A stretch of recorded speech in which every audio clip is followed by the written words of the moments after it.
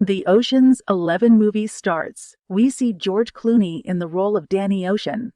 In the very first scene, he was released from jail and meets his partner in crime, Rusty Ryan.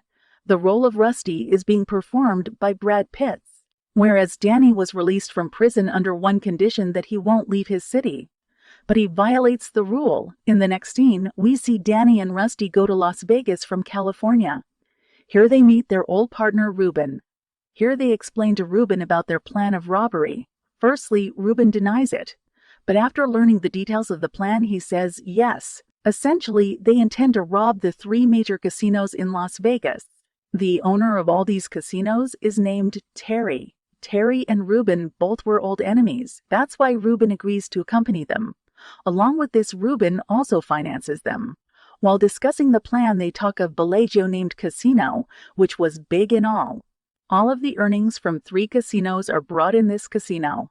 If we rob this casino, we may not have to go to other casinos.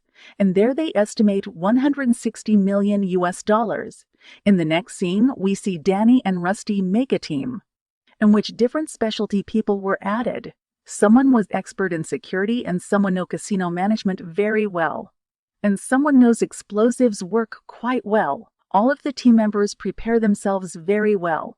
They keep an eye that how much security was there at Bellagio Casino, how many people were there, who visits there, and when the stock is shifted, and many other activities.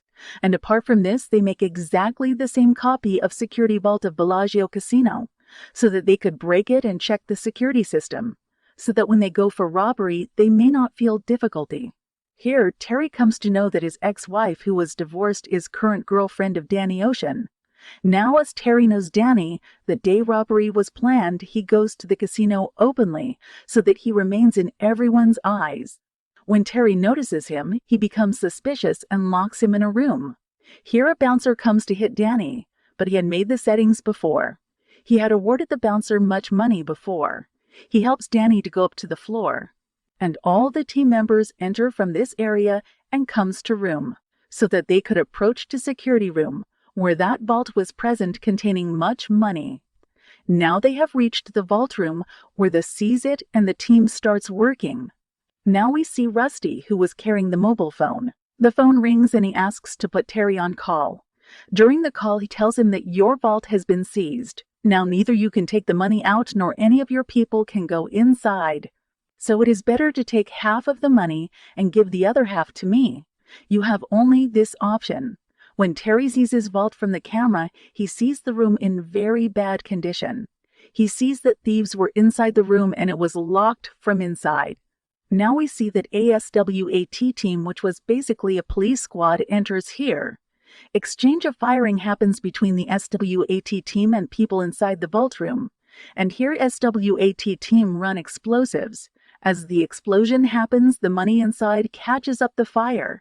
After some time, SWAT team evacuates from there, taking the necessary items. Terry gets much worried and he sees the video footage again and again. He realizes that some time ago he wrote Bellagio on the floor. That was not written now. So what happens actually? Actually, the security experts of the Danny team were showing him the fake image. That was basically of their training room. And here Danny and his team had dodged them completely. Now we see that the SWAT team was no other but Danny's team. And they don't pick their item from bags, rather the remaining amount of Terry.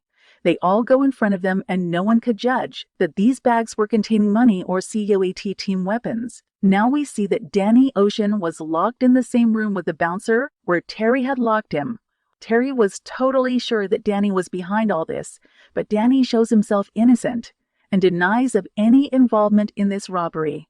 Terry hands Danny Ocean over to police in anger, despite the fact that he lacked evidence that Danny had broken the rule that we were aware of at the start of the film, that he was not allowed to leave California, but no, he has come to Las Vegas.